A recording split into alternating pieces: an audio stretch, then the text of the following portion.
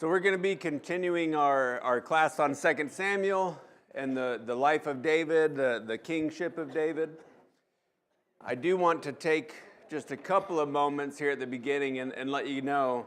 So before I start today's class, so at this moment and never again will it be true, but Zach and I each have 2 more classes, okay?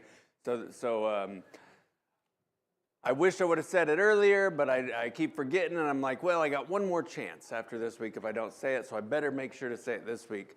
But I really appreciate all of you. It is an honor and it is humbling that you guys, trust me and keep showing up, even though I'm going to be the one teaching. Yeah, thanks. But I really appreciate the attention that you guys are given and the opportunity that I had to dig into 2 Samuel. Let's see here. So this week we'll be covering David's military victories. Next week, Zach's going to start touching on the movements of the Ark of the Covenant. And there's a lot of wars. There's a lot of military victories in 2 Samuel under David. So I want to mention the ones that we're not going to cover. Some of them just because we flat out don't have time, and others because we've already talked about them in previous classes. So we are not going to cover the conflict between David and Saul's son Ishbosheth. I think it's really interesting that David rules for 7.5 years in Judah before the kingdom is united, and Ishbosheth only rules for 2 years. And that is true in every account, in every version, and the original language. So I think the 5.5-year discrepancy is a wonderful, interesting thing to dig into, and I'm a little bit bummed we didn't have time to dig into it. But please look into that yourself. It's very interesting. We're also not going to look at David and Joab crawling up the tunnel and conquering Jebus right after the kingdom is united in chapter 5. We're not going to consider the potential reasons David might have had his eyes on Jebus, or more specifically, perhaps Mount Moriah, as where he wanted his capital to be. We're not going to have time to talk about the Philistine attacks directly following the capital when David establishes the capital in Jerusalem. We're not going to talk about the war from Absalom's rebellion. I've already covered that. We're not going to talk about Sheba's rebellion, really just a conflict and a single beheading, so not much of a war, but we're not going to have time to talk about that. And then we're not going to talk about the Philistine wars that are chronicled in chapter 21, or the second half of chapter 21. I already mentioned a couple of those when we were studying David's mighty men, because remember that's when the Philistine giants are being slayed by David's mighty men. But we don't have an exact timeline for them, and so that was my excuse why I cut them. My goal for what we are going to cover, and man, the list is a lot shorter. I was putting the slide together, and they were almost even when I was putting the class together. But as I got into it and realized how little time I would have, this slide got smaller. So we're going to cover David's time as a raider in 1 Samuel 27 and 30. And really this is just going to be something that we touch on because I want to understand the mindset of David at this time, just for application later. We're going to spend most of our time talking about the wars in all directions, that David has his capital in Jerusalem, and it doesn't matter which direction you look, you're looking at an enemy or the sea. And so those are wars in all directions. And then we'll, like we always do, I'll try to bring some application back to us, what we might be learning from this. As we know, all Scripture is profitable for reproof and for edification, and it's important, even when we're reading through the Old Testament, that we still try to figure out, how does this apply to me? Even when it just seems like we're reading history, we try to figure out, how can this apply to me, or what can it teach me? All right, so first, I just want to point out that David's wars were many. David wants to build a house of God. He wants to build the temple of God, and he makes it known, and Nathan even says, at first, the prophet Nathan even comes to David and says, do whatever is in your heart, for the Lord is with you. Nathan recognizes that, you know what? David is God's chosen king. God is giving him victory wherever he goes. David says he wants to build a house for God, and Nathan says, do it. And then later, God has to tell Nathan, I don't want him to do it. You go tell him this instead. And we read in 2 Samuel chapter 7, we read that he's not supposed to do it, but we're not really given a reason. In 1 Chronicles 22:8, and then also in 6 chapters later, again, it's repeated, we're given the reason. In 1 Chronicles 22:8, it says, but the word of the Lord came to me, this is David speaking, saying, you have shed much blood and have waged great wars. You shall not build a house to my name, because you have shed so much blood before me on the earth. And so, David's wars were many. He was even so much so that God was saying, hey, the nations around you, your neighboring nations that build temples to their false gods, it's their warlords that do it. You know who's going to build a house for me? A king of peace. And so Solomon does that. This slide is small, I know that. And we're going to have some others that zoom in. But I want to show the whole kingdom of Israel, and I wanted to show it to you in a way that I'm not manipulating the formatting, right? I could stretch it out and make it a little bit easier to read, but then it looks a lot wider than it actually is. So you can't really see the difference super well as you can on my computer screen, but the very center of the nation of Israel is yellow. And then as you go out in all directions, it turns green. Well, the yellow is Saul's kingdom, so the extent of the kingdom of Israel when Saul was king. The green border is the extent of Israel's borders as when David was done at the end of his kingship. And then the red there at the north is just a little bit up to the Euphrates River that Solomon extended the kingdom as well. All right.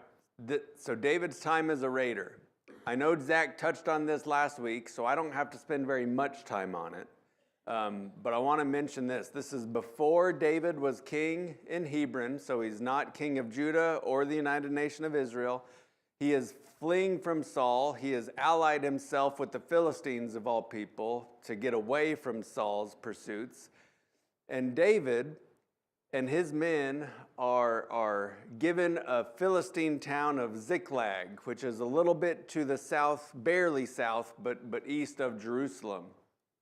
Outside the yellow, but inside the green. So it's outside of where the kingdom was under Saul. That's why it's not in Israel before David was king.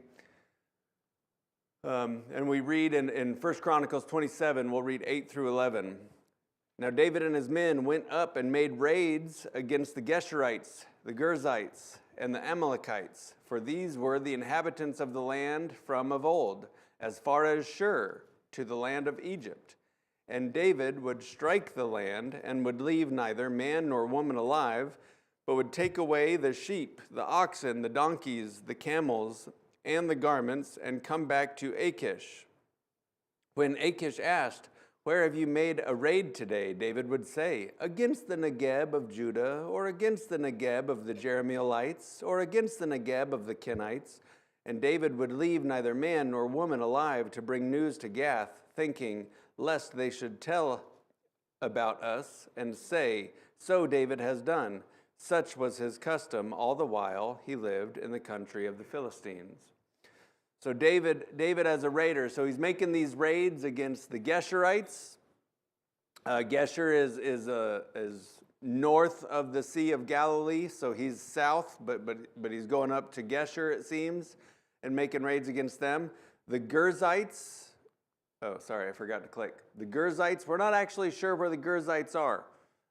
So this is the only time they're mentioned, at least the only time they're mentioned in this Hebrew spelling.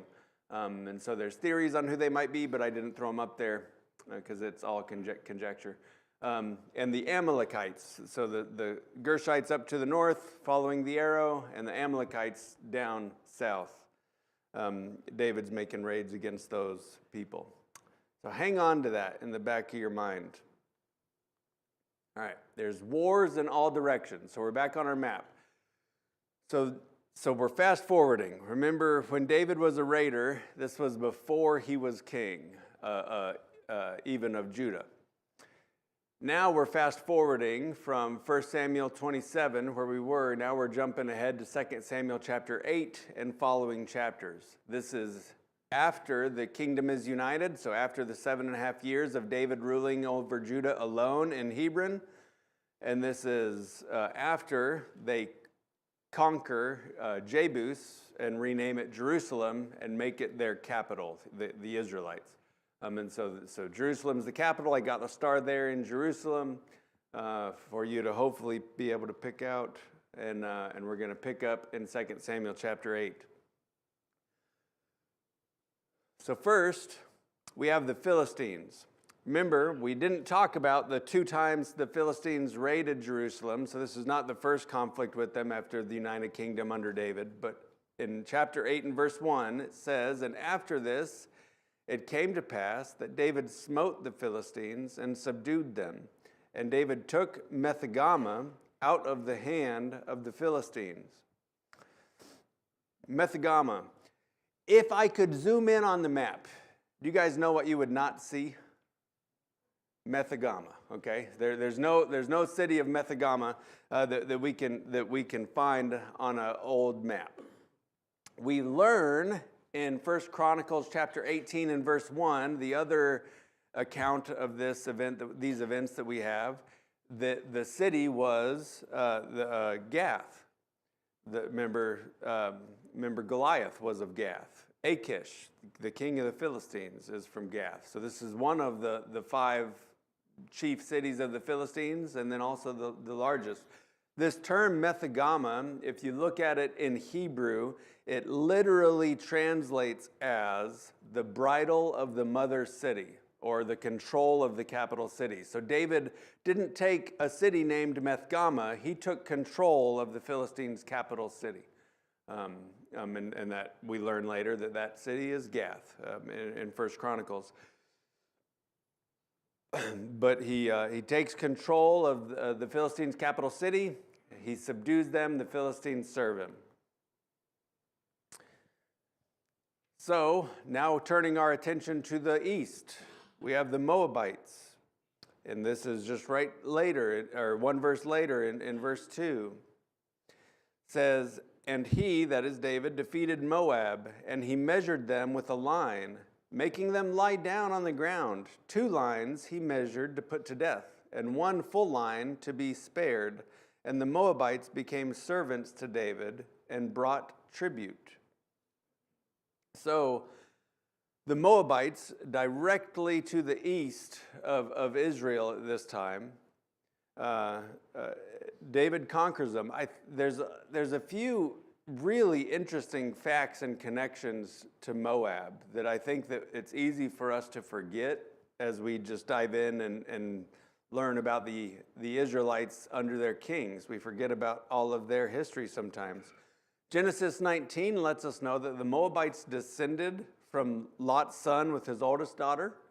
And so the Moabites are kind of distant relatives. Not kind of, they are. They're distant relatives of the Israelites. The law of Moses lets us know that in Deuteronomy chapter 2 and verse 9, when Moses is telling Joshua where the promised land is and how the divisions will be made, they're told in verse 9 not to harass or conquer the Moabites because God has given the land that they occupy to them as the sons of Lot.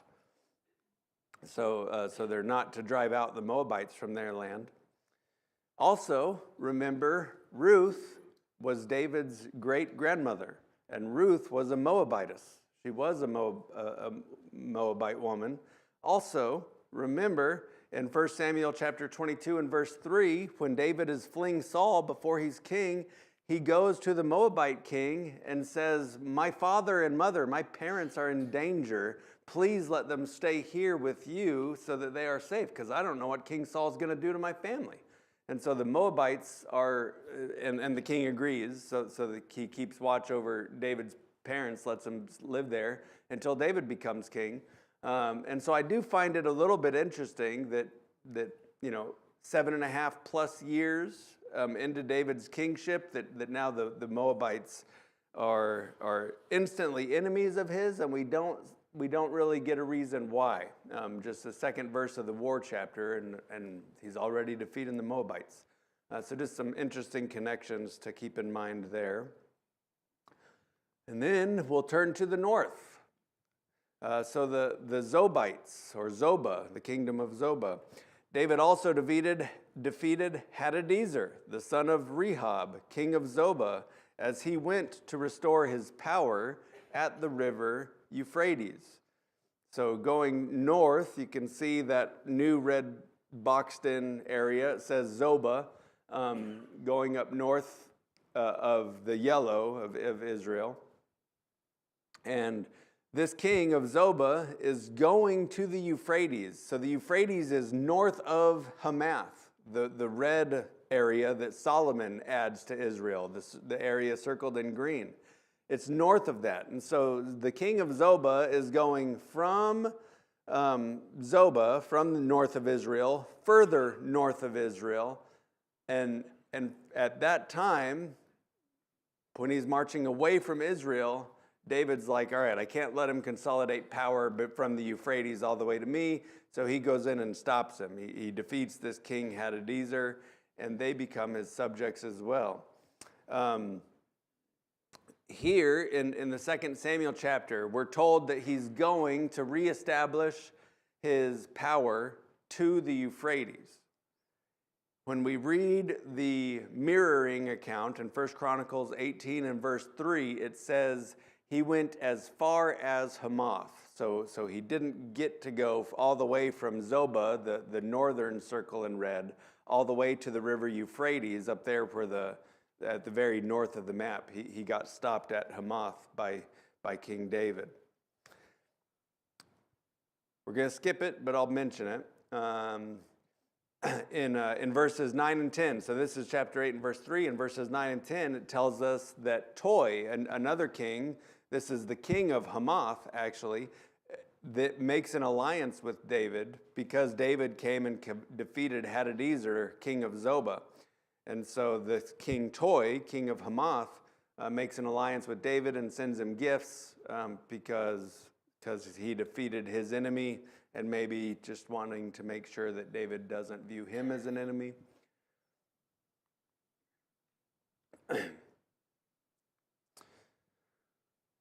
Also to the north, maybe a little bit east, so I threw northeast on there. David defeats the Syrians. We read in chapter 8, verses 5 and 6, and when the Syrians of Damascus came to help Hadadezer, remember Hadadezer's king of Zobah, David struck down 22,000 men of the Syrians. Then David put garrisons in Aram of Damascus, and the Syrians became servants to David and brought tribute, and the Lord gave victory to David wherever he went. So David defeats the Syrians. If you read through the Bible, read through the Old Testament, Aram and Arameans and Syria and Syrians are used interchangeably. Aram is the original Hebrew word, and so that's the word that I have here. If your eyes are great, you can read it in the second from the top red circle, Aram.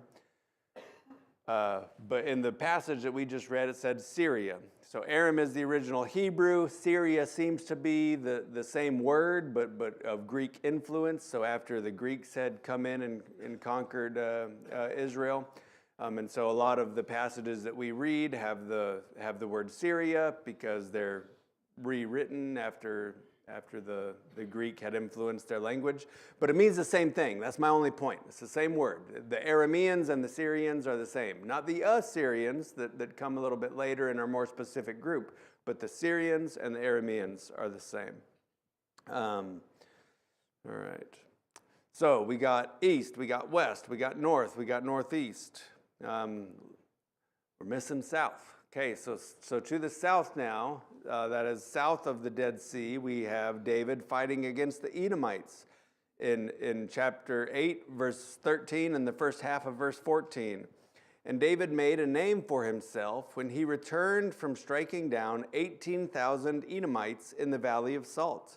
Then he put garrisons in Edom. Throughout all Edom, he put garrisons, and all the Edomites became David's servants. So the Valley of Salt is the valley directly south of that Dead Sea. And so the Edomites there, the northernmost part of the circle around Edom, would probably be the location for the Valley of Salt battle. I do think it's interesting that when we look at the First Chronicles account in First Chronicles 18 and verse 12, that it credits Abishai, one of David's mighty men, as being the one who struck down 18,000 men of Edom in the Valley of Salt. So it seems to be the exact same time. Not strange that if Abishai was like maybe the general that was overseeing that battle when it happened, but then the credit in 2 Samuel goes to King David. You know, it's not strange, but I think it's interesting that it's David and Abishai, depending on which account you read. Also, remember the Edomites. So the Edomites are the descendants of Esau, and also, you know, Esau was Jacob's brother, so also relatives to the Israelites.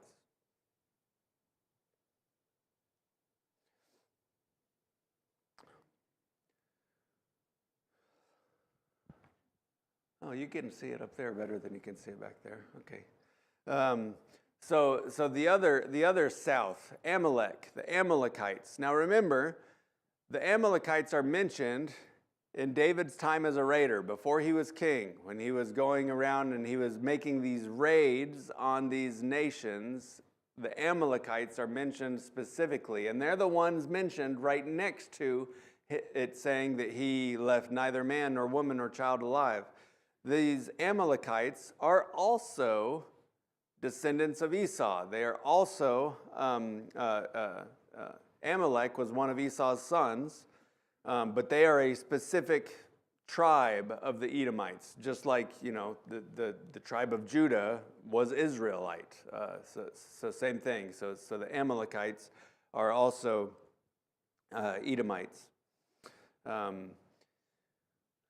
Genesis 36 and verse 16 is where we can read to confirm that Amalek was and the Amalekites are descendants from Esau. And so I think that is interesting to remind ourselves that Amalek and the Edomites that the Amalekites are also Edomites. All right. Chapter 9 is mostly dedicated to David being nice to one of Saul's descendants, to Saul's grandson. So, looking for our next war chapter, we're going to skip ahead to chapter 10.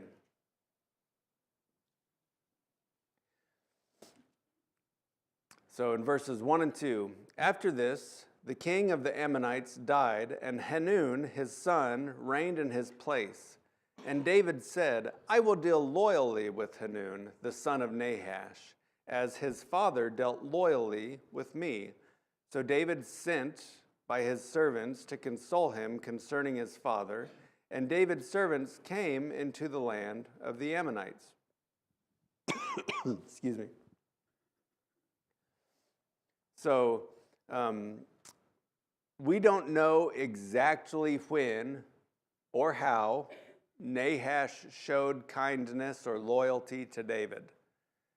It happened. That's why David sends his servants in there to Nahash. But we don't know when it happened. Looking ahead, I just want to throw some more context around Nahash and who was Nahash and who were his sons. We have in 2 Samuel chapter 17, looking only at verses 27 through 29. This is when David is fleeing Jerusalem, fleeing from his son Absalom, from Absalom's rebellion. And he's leaving Jerusalem. And after he gets to Mahanaim, we pick up here. When David came to Mahanaim, Shobi, the son of Nahash, from Rabbah of the Ammonites, and Machir, the son of Amiel, from Lodabar, and Barzali, the Gileadite, from Rojalim, brought beds and basins and earthen vessels, wheat, barley, flour, parched grain, beans and lentils, honey and curds and sheep and cheese from the herd for David and the people with him to eat. For they said, the people are hungry and weary and thirsty in the wilderness. All right, so I underlined it, but let's look at Shobi, the son of Nahash. So we know it's the same Nahash because it's Nahash from Ramah of the Ammonites. And remember in the passage we just read in chapter 10 that it was Nahash, the king of the Ammonites, that died, and now David's wanting to show kindness to his son Hanun. So this Shobi, even after David conquered the Ammonites, and even after David is no longer king over Israel, remember for this time, David is fleeing. The king is Absalom, that's in Jerusalem in the king's palace and commanding all of Israel. David only has his mighty men at this time. So he's leaving, he's fleeing. And this Shobi still comes and maybe feels compelled from a prior relationship with David. Maybe he feels like he knows that Absalom can't beat David, so he's just making sure David still likes him when David becomes king again.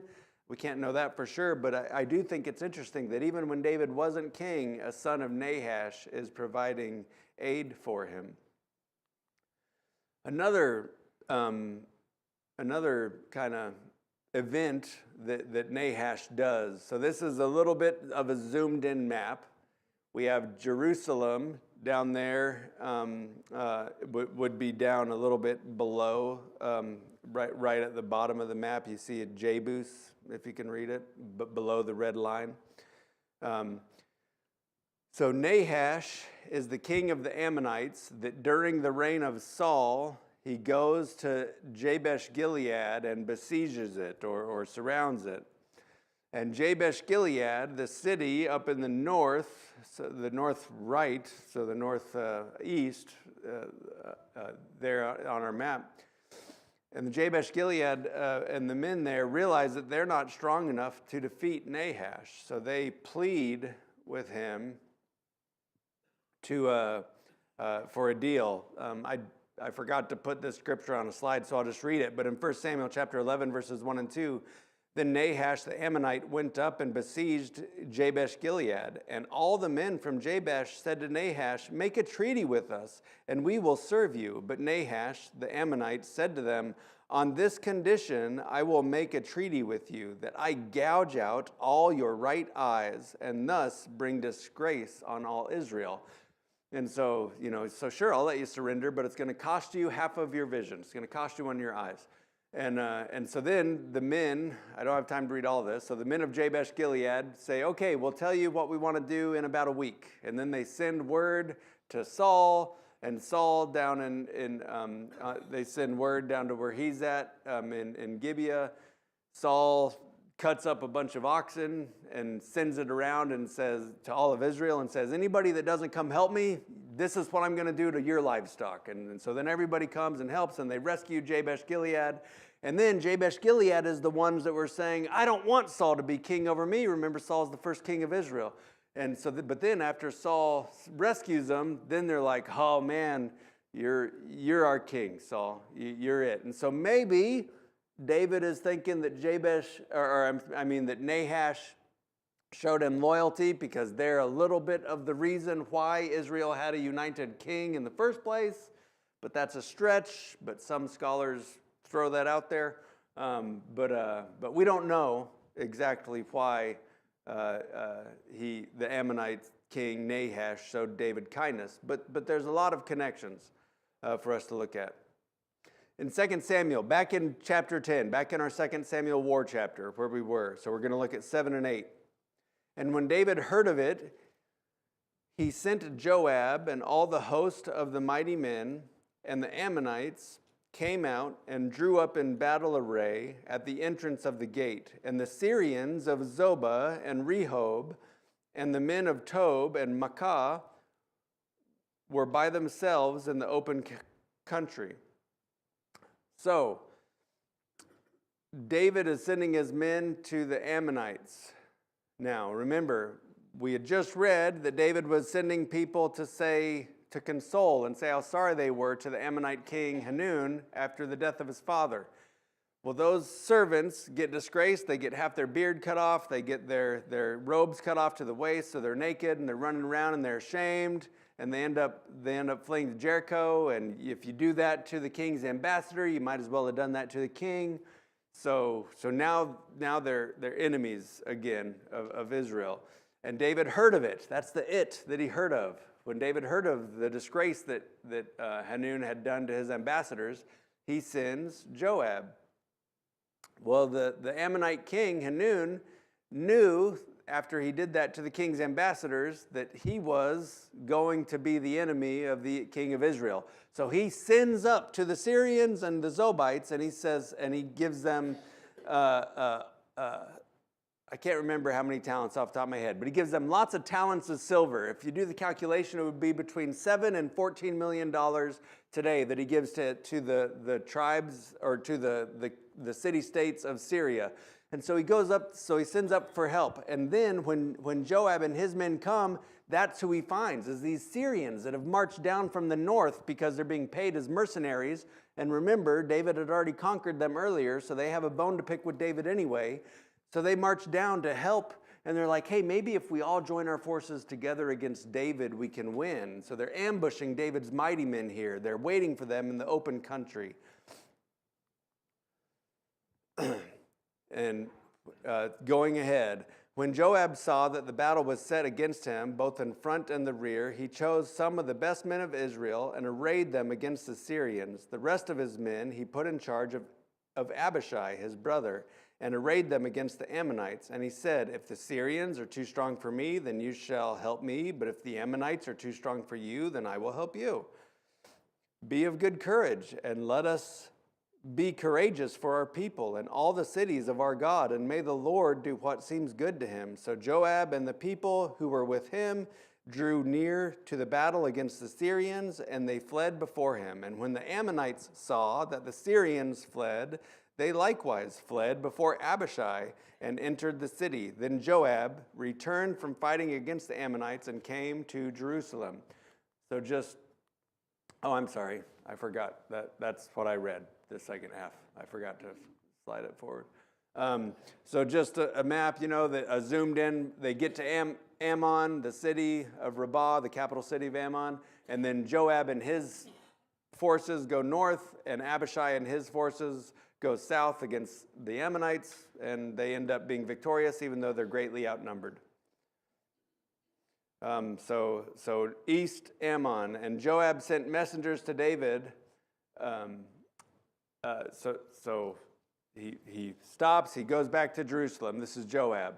And then the Ammonites go back and get all of their reinforcements back again. And so then Joab ends up having to go back. Notice how much farther ahead we are in chapter 12. We were in 10. Chapter 11 and most of chapter 12, we're at the end of chapter 12 now, are the David and Bathsheba and Uriah incidents. This war against the Ammonites at Rabbah is where Uriah is killed. And so Joab is still here. So that David and Bathsheba and Uriah incident was told, but now we're right back here at the battle. And Joab sent messengers to David and said, I have fought against Rabbah. Moreover, I have taken the city of waters. Now then, gather the rest of the people together and encamp against the city and take it, lest I take the city and it be called by my name. Consider the loyalty of Joab. He knows the crime that David just committed. Right? He knows the murder of Uriah that he had just done, because Joab's the one that had to help him do it. He was the one that the order was written to. But Joab here is out without David, fighting and in danger. But then after he conquers the city, Joab has the loyalty to send messengers back to David and say, David, we're in panic mode right now because you know what? I'm about to get the glory. You need to get down here so that you can be the one that marches across the border and takes the city. And I think that's pretty interesting. All right. So we got wars in all directions. We do have a couple of allies. So I wanted to point out that Tyre, Hiram, the king of Tyre, is the one that sends all the materials down and builds David a house in his capital. And so he's an ally. And that Tyre, that's a Phoenician city. So those northwestern coastal cities that you see running up there are the Phoenician cities, and Tyr's the closest one to Israel.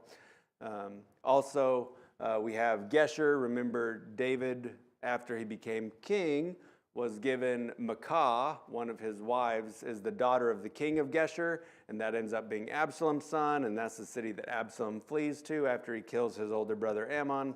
But Geshur is right there north of the Sea of Galilee.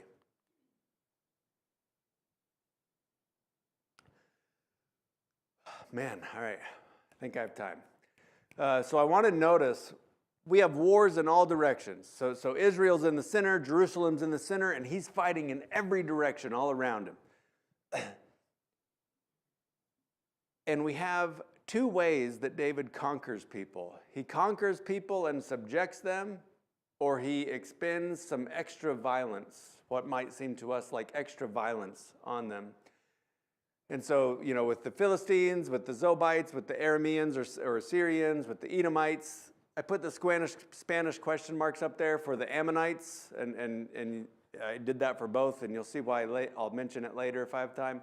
But then he was extra violent against the Amalekites. Remember, he left neither woman nor child alive to go and tell Achish. He was extra violent against the Moabites. Remember, he made them lie down in lines, and even lines, 3 lines, and then he would put 2 of them to death in the sight of the survivors, and then the survivors were scared, and they would serve him. So he was extra violent, I would say, to those 2 cities. The Ammonites, depending on which version you read, American Standard Version or New King James or the Young's Literal, say that he put them to death with saws and iron implements and made them pass through the burning kilns. But then all of the other versions say that he put them to work building the burning kilns and put them to work using the iron instruments and using the saws. So are they hewers of trees and stonemasons, or are they being killed? I don't know, and I didn't have enough time to dig into exactly which one, so that's why they're questioned on both. So maybe the Ammonites fit in either category, but the other 2, and that is where I want to come to our first application. Notice all of these, and I want to say that David, even though he is king, he is not deciding which ones are going to be put to death and which ones are going to be kept alive and become his servants by his own authority only. So looking back at 1 Samuel 27, notice the underlined versions, and this is what I mentioned, that he would leave nobody alive. Looking in Deuteronomy chapter 25, 17 through 19 says, "Remember what Amalek did to you on the way when you were coming out of Egypt," that is the Exodus, "how he met you on the way and attacked your rear ranks. All the stragglers in your rear, when you were tired and weary, he did not fear God. Therefore it shall be, when the Lord your God has given you rest from your enemies all around in the land which the Lord your God is giving you to possess as an inheritance, that you will blot out the remembrance of Amalek from under heaven. You shall not forget." And then also remember when King Saul was rejected as king in 1 Samuel chapter 11, 2 and 3, when he was fighting against the Amalekites, and he said, or going to fight against the Amalekites. And in verse 2, "Thus says the Lord of hosts, I will punish Amalek for what he did to Israel, how he ambushed him on the way when he was coming out of Egypt. Now go and attack Amalek and utterly destroy all that they have. Do not spare them, but kill both man and woman and infant and nursing child, ox and sheep and camel and donkey." And so when you read it, it sounds out of place. Man, David, why does he subject some people, and why does he kill everybody? But it's important for us to remember that David here is partially fulfilling prophecy. I also want to look at Moab. So in 2 Samuel 8 and verse 2, remember how he measured them with the line and he killed 2/3 of them. So in Numbers chapter 24, this is the last of the oracles of Balaam, when Balaam is giving oracles to Balak, the king of Moab, when the Moabites were scared of this huge horde of Israelites that were coming out of Egypt. And this is the second half of verse 17 through 19 in Numbers chapter 24. This is Balaam, the prophet of God, talking. A star shall come out of Jacob, and a scepter shall rise out of Israel. It shall crush the forehead of Moab and break down all the sons of Sheth. Edom shall be dispossessed. Seir also, his enemies, shall be dispossessed. Israel is doing valiantly, and one from Jacob shall exercise dominion and destroy the survivors of cities. And so this is right before Balaam starts talking here. He turns to Balak, the king of Moab, and he says, I'm going to come near. I'm going to tell you what this people of Israel are going to do to your people in the future. And that's when he starts this last of his oracles. So us today. We're out here and we're deciding what seems good to us and how I might behave. And sometimes sin is the easiest and what seems best to me thing to do. But it's important for me to remember that I am not to be acting on my own authority or just what I am capable of doing, but instead I should be depending on God and his authority. In 2 Corinthians chapter 5 and verse 15, it says, this is Paul talking now, it says, and he died for all, that is Jesus, that those who live might no longer live for themselves, but for him, who for their sake died and was raised. So we're not to live for ourselves because Jesus died for us. That means that he bought our life. I also want to remember David's ability to know or remain focused and dedicated to his role. Remember, David wanted to build that temple for God. David goes and asks Nathan the prophet. Nathan says, do it. Nathan later has to recant after God tells him, I don't want David to build it for me. And man, it seems to us, it's like, that's not fair. Why doesn't David get to build the temple? He did so much. Look at how he expanded the borders. Nobody had been able to do that before under Israel. But look at David's response here. David said to Solomon, my son, I had it in my heart to build a house to the name of the Lord my God. But the word of the Lord came to me, saying, you have shed much blood and have waged great wars. You shall not build a house to my name, because you have shed so much blood before me on the earth. And right before that in the passage, look at everything that David is doing. Remember, he is telling in past tense. In that passage we just read, he's talking to Solomon about something that's already been told to him, David, in the past. And so now here, right before that, in chapters 22, verse 2 through 5, look at what David is doing. David commanded to gather together the resident aliens, maybe the Ammonites, the stonecutters, I don't know, the resident aliens who were in the land of Israel, and he set the stonecutters to prepare dressed stones for building the house of God. David also provided great quantities of iron for nails, for the doors of the gates, and for the clamps, as well as the bronze in quantities beyond weighing, and cedar timbers without number. For the Sidonians and the Tyrians brought great quantities of cedar to David. For David said, Solomon, my son, is young and inexperienced, and the house that is to be built for the Lord must be exceedingly magnificent, of fame and glory throughout all the lands. I will therefore make preparation for it. So David provided materials in great quantity before his death. I think it's akin to us looking out at a football game and we say, oh, it's not fair. That offensive lineman doesn't get to catch any touchdowns. He's working so hard. It's like, no, he has a different role to play, a different job to do. And if the team is going to fulfill their job best. Everybody's got to fulfill their own role. And here, David is sticking to his role exactly. He's not crying that, I don't get to do the glorious thing. That's not fair, God. He knows his role, and he is dedicated to it and fulfills it here. That was the last bell, so let's just skip ahead. In Romans chapter 12, 3-6, for by the grace given to me, I say that everyone among you is not to think more highly of himself than he ought to think, but to think with sober judgment, each according to the measure of faith that God has assigned.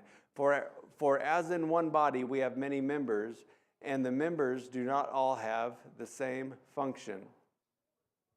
Just like they didn't have the same role, David recognized that, you know what, it's for my son to build the temple, not for me. We don't have the same role today either. We ought all to be able to stick to our functions that God has given us. Thank you, guys. Next week, Zach's going to get into the movements of the ark, and thanks for your attention.